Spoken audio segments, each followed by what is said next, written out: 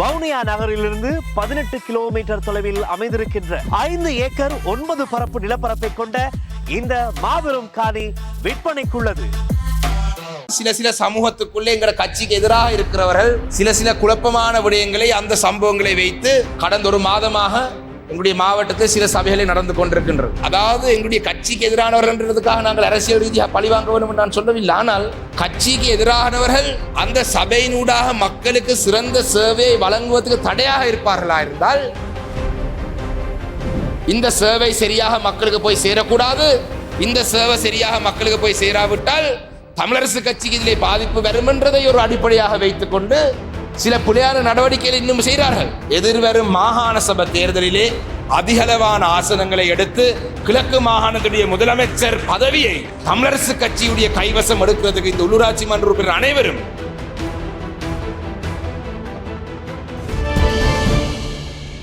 உண்மையிலே இந்த செயல் அமர்வுகள் செய்ததனுடைய நோக்கம் நான் நினைக்கிறேன் இலங்கை தமிழரசு கட்சியினுடைய மட்டக்களப்பு மாவட்ட கிளை தான் நான் நினைக்கிறேன் முதலாவதாக இப்படியான ஒரு செயல் அமர்வு ஒன்றை வடக்கு கிழக்கு பூரா நடத்தியிருக்கிறோம். இதை நடத்துறதுக்கான நோக்கம் என்னென்று சொன்னால் எங்களுடைய சில உறுப்பினர்கள் ஏற்கனவே பிரதேச சபை நகர சபை உறுப்பினராக இருந்தவர்கள் இருக்கிறார்கள். சிலர் ஏற்கனவே தவிசாளராக துணை தவிசாளராக இருந்தவர்கள் இருக்கிறார்கள். ஆனால் எங்களுடைய ஒட்டுமொத்த மாவட்டத்திலே 7 சபைகள் இலங்கை தமிழரசு கட்சியின் கைவசம் இருக்கும் பொழுது நாங்கள் மக்களுக்கான சிறந்த சேவைகளை வழங்க தவறினோமாக இருந்தால் எதிர்வரும் தேர்தலிலே அதனுடைய தாக்கம் நாங்கள் எதிர்கொள்ள வேண்டியதாக வரும். இந்த செயல் அமர்வை நடத்தினதுடைய நோக்கம் நாங்கள் எங்களுடைய உள்ளூராட்சி மன்ற சட்டங்களிலே இருக்கும் சில சட்டங்களை எப்படி பயன்படுத்தலாம், சபைக்கு வருமானங்களை எப்படி அதிகரித்துக் கொள்ளலாம், சபையிலே இருக்கிற சட்டங்களை வைத்து எப்படி வருமானங்களை அதிகரித்துக் கொள்ளலாம், சபையிலே இருக்கிற சட்டங்களை வைத்துக்கொண்டு எப்படி அதிகளவான சேவைகளை வழங்கலாம் என்றது போன்ற இந்த விடயங்களை பற்றி கூடுதலாக எங்களுடைய உறுப்பினர்கள் தெரிந்து கொள்ள வேண்டும் என்றதுக்காக தான் அவசரமாக நாங்கள் செய்தனாங்க. சில சபைகளிலே அதிரடியான சில நடவடிக்கைகள் எடுக்கப்பட்டிருக்கின்றது. அதிலே சில எடுக்கப்பட்ட தீர்மானங்கள் நடவடிக்கைகள் மக்கள் நலன் சார்ந்த விடயங்களாக இருந்தாலும் அந்த செயல் திட்டங்களினூடாக சில சமூகத்துக்குள்ளே எங்கள் கட்சிக்கு எதிராக இருக்கிறவர்கள் சில குழப்பமான விடயங்களை அந்த சம்பவங்களை வைத்து கடந்த ஒரு மாதமாக எங்களுடைய மாவட்டத்தில் சில சபைகளை நடந்து கொண்டிருக்கின்றது. அதிலே எடுக்கப்பட்ட சில தீர்மானங்களை பற்றி பொதுமக்களுடைய சில கருத்துக்களை கேட்டால் வரவேற்கத்தக்க நடவடிக்கை என்று சொல்றவர்களும் இருக்கிறார்கள். இப்போ நாங்கள் எங்களுடைய எடுக்கிற தீர்மானங்கள் முடிவுகள் இல்லை சபையால் செய்ய போகிற வேலை திட்டங்களுக்கு முக்கியமான பங்களிப்பு எங்களுடைய மக்களுடைய ஆதரவை நாங்கள் முதலாவது திரட்டி எடுக்க வேண்டும். எங்களுடைய மக்களுடைய ஆதரவு நீங்கள் எடுக்கிற தீர்மானங்களுக்கு இருக்குமா இருந்தால் அந்த தீர்மானங்களால் பாதிக்கப்படக்கூடியவர்கள் உங்களை எதிர்த்து எதுவுமே செய்ய முடியாத ஒரு சூழல் உருவாகும். உங்களுக்கு தெரியும், ஒரு சிறந்த ஒரு உதாரணம், நான் எங்களுடைய மட்டக்களப்பு மாநகர சபையுடைய முன்னாள் முதல்வர் அவர்கள் சில திட்டங்களை கொண்டு வந்தார், மக்கள் நலன் சார்ந்த திட்டங்கள். ஆனால் மக்களுக்கு அந்த திட்டங்களை படி நாங்கள் சரியான முறையிலே ஒரு திட்டம் என்னன்றதை நாங்கள் தெளிவுபடுத்தாமல் விட்டதினால் எங்களுக்கு எதிர்த்தரப்பில் இருக்கிறவர்கள் அதை ஒரு புறையான விடயமாக சித்தரித்த வரலாறுகள் இருக்கு. உங்களுக்கு எல்லாம் தெரியும், மட்டக்களப்பு மாநகர சபையில் ஏற்கனவே உறுப்பினராக இருந்த பலருக்கு தெரியும். நாங்களும் சொன்னாங்கள், மேயர் நீங்கள் ஒரு சிறந்த திட்டங்களை முன்னெடுக்கிறீங்கள், ஆனால் இதிலே உங்களுக்கான சில பாதிப்புகள் வரலாம் என்று நாங்கள் சொன்னாங்கள். ஆனால் அவர் பல விடயங்களை மக்கள் நலன் சார்ந்த விடயங்களை நான் மேயராக இருந்து நடைமுறைப்படுத்தியே தீருவேன் என்று சில திட்டங்களை கொண்டு வந்தார். ஆனால் எங்களுடைய தற்பொழுது இருக்கிற இந்த உள்ளூராட்சி மன்ற தலைவர்கள் உறுப்பினர்களுக்கும் ஒரு சில ஆலோசனைகளை மாத்திரம் சொல்லி நான் நினைக்கிறேன் 2 நாட்களாக நீங்கள் எல்லாம் தொடர்ச்சியாக இருந்தது உண்மையிலே வரவேற்கத்தக்கூடியும். 2 நாட்களை கடந்தும் நாங்கள் உங்களை வைத்து இன்னும் கூடுதலான நேரம் பேச விருப்பவில்லை. ஆனால் ஒரு சில ஆலோசனைகளை மாத்திரம் சொல்லலாம் நினைக்கின்றேன். இதிலே குறிப்பாக தவிசாளர்கள் ஒன்றை மனதிலே வைத்திருக்க வேண்டும்.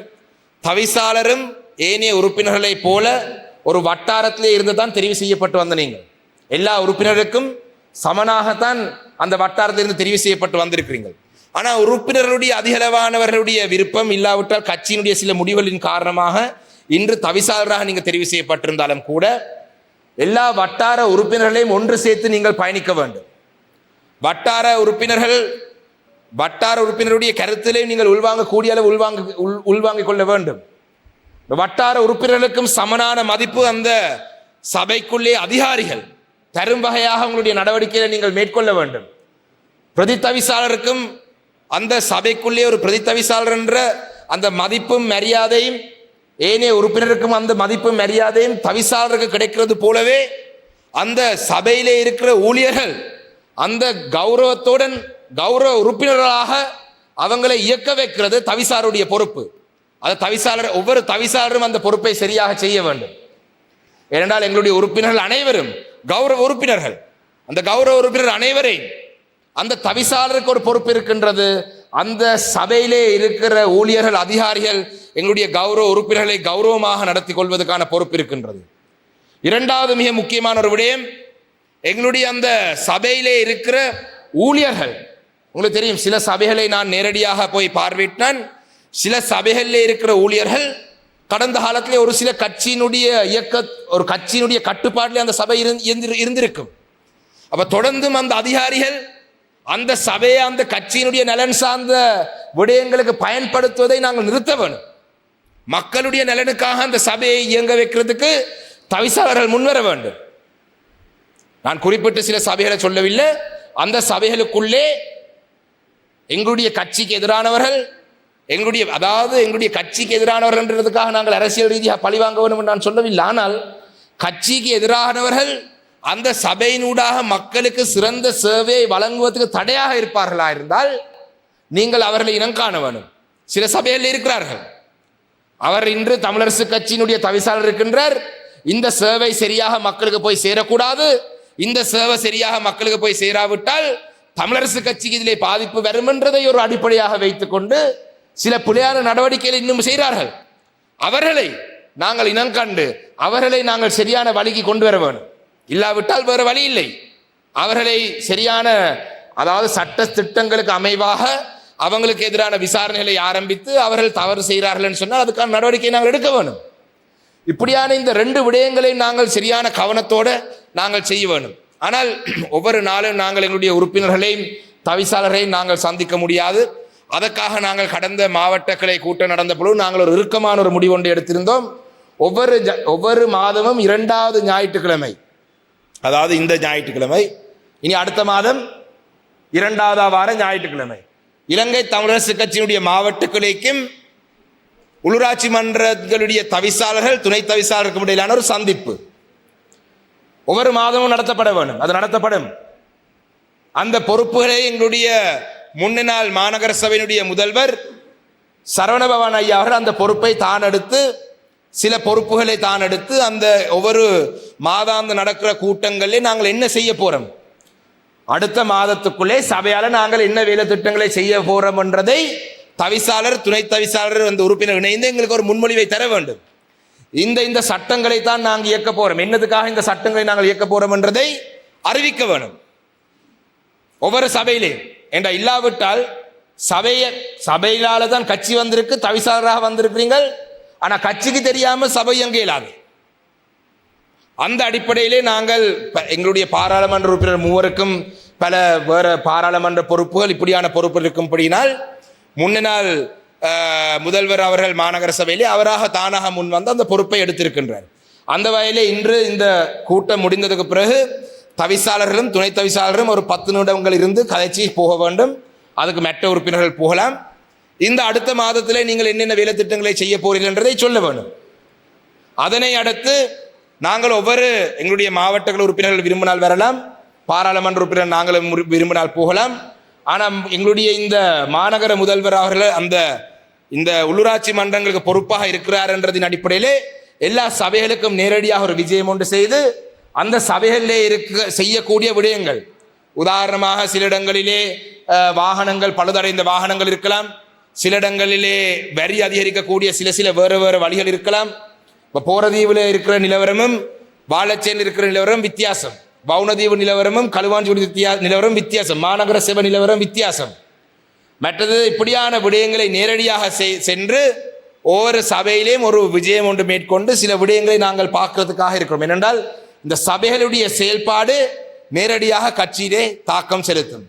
இன்னொரு விடயம், தவிசாளர்கள் துணை தவிசாளர் உறுப்பினர்களுக்கும் சில அழைப்புதல்கள் வரும். சில நிகழ்வுகளுக்கு அதிதியாக கூப்பிடுவார்கள். அந்த அதிதிகளுக்கு அழைப்புதல் வரும் பொழுது அந்த நிகழ்வு என்னன்றதை வடிவாக பார்த்து போக வேணும். அந்த அழைப்புதல் வரும் பொழுது அந்த நடத்துகிற நிறுவனம் யார் என்றதை நாங்கள் பார்த்து போக வேண்டும். என்றால் சில கடந்த காலத்திலே சமூக விரோதமான செயல்பாடில் ஈடுபட்டவர்களும் ஒரு புதிதாக ஒரு வேலை திட்டத்தை ஆரம்பித்து ஒரு அழைப்புதல் தரலாம். நாங்களும் ஒரு நல்ல நோக்கத்துடன் ஒரு அழைப்புதல் என்றதிலே நாங்கள் போவோம்.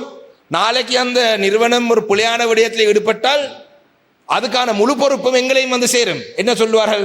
ஒரு நம்பிக்கை ஏற்படும். நாங்களும் பாராளுமன்ற உறுப்பினராக அழைக்கிற எல்லா நிகழ்வுக்கும் போறதில்லை.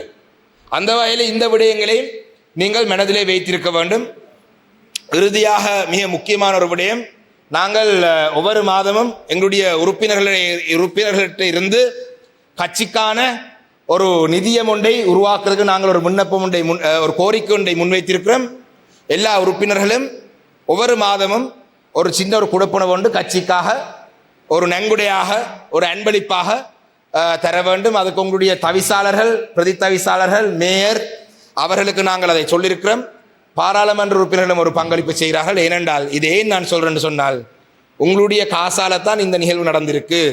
அடுத்த முறை நாங்கள் மாவட்ட கிளையால் நடத்துகிற நிகழ்வுக்கு ஏசி போட வேண்டும் என்று சொன்னால் நாங்கள் இந்த முறை கொடுக்கிற கொடுப்பனவை விட 2 மடங்கு அதிகமான ஒரு கொடுப்பனவை எடுக்க வேண்டியதாக வரும். நாங்கள் அடுத்த முறை சில மேலதிகமான வசதிகளை ஏற்படுத்துவதாக இருந்தாலும் கூட உங்கள்கிட்ட இருந்து தான் அந்த காசை எடுக்க வேண்டியதாக வரும். அந்த காரணத்தினால உங்களுடைய அந்த தவிசாளர்களுக்கும், எங்களுடைய தவிசாளர் இல்லாத 2 சபைகள் இருக்கின்றது. இந்த தவிசாளர் இல்லாத 2 சபையிலையும் ஒன்றிலே எங்களுக்கு ஒரு துணை தவிசாளர் இருக்கிறார். அவர் அந்த பொறுப்பை முன்னெடுக்கலாம். அதே நேரத்தில் எங்களுடைய தவிசாளர் இல்லாத சபைக்கு தவிசாளராக நாங்கள் முன்மொழிகிறதுக்காக இல்லை தவிசாளராக முன்மொழிந்தவர்கள் ஒரு அந்த பொறுப்பை எடுத்து ஒவ்வொரு மாதமும் அந்த ஒரு கொடுப்பனவு ஒன்றை நீங்கள் கட்சிக்காக ஒரு நன்கொடையாக தர வேண்டும் என்ற ஒரு அன்பான ஒரு வேண்டுகோள். என்றால் கட்சிக்கு ஒரு நிதியம் அவசியம். அதே நேரத்தில் அவருக்கும் எங்களுடைய நன்றிகளும் பாராட்டுகளும். அதே போல தான் வளவாளராக இங்கே வந்தவர்களுக்கும் எங்களுடைய கட்சியின் சார்பிலே எங்களுடைய நன்றிகளை நீங்கள் தெரிவிக்க வேண்டும். அதே நேரத்திலே தவிசாளர்களுக்கு சனிக்கிழமை ஞாயிற்றுக்கிழமை, உறுப்பினர்களுக்கு சனிக்கிழமை ஞாயிற்றுக்கிழமை, துணை தவிசாளருக்கு சனிக்கிழமை ஞாயிற்றுக்கிழமைன்றது ஒரு மிகவும் ஒரு சிக்கலான இக்கட்டான ஒரு நிலை. ஆனால் கிழமைகளிலே இருக்கிற ஒரு 2 நாட்கள் எடுக்கிறேன்னு சொன்னால் வளவாளர்களுக்கு வாரத்திலே சிக்கல் இருக்கும். வந்தவர்கள் பலர் அரச ஊழியர்கள், அவர்கள் அந்த நேரத்திலே வர முடியாது. அதே நேரத்தில் ஒரு நாளாக நாங்கள் போட்டாலும் கூட அந்த ஒழுங்குகளை செய்கிறதிலே சில சிக்கல் இருக்கிற அந்த வகையிலே செய்யக்கூடிய மிக சிறந்த காலப்பகுதிக்குள்ளே ஒரு குறுகிய காலத்துக்குள்ளே செய்திருக்கிறோம். சில உறுப்பினர்களுக்கு தங்களுடைய வயல்வேலின் காரணமாக எல்லாம் வர முடியாமல் போனது. ஆனால் தொடர்ந்தும் ஒவ்வொரு வாரமும் இப்படியோ பிரச்சனை வரும். அந்த காரணத்தினால் நாங்கள் இதை செய்து முடித்திருக்கிறோம். அந்த வகையிலே இதிலே கலந்து கொண்ட உங்கள் அனைவருக்கும் என்னுடைய பாராட்டுகளும் வாழ்த்துக்களும்.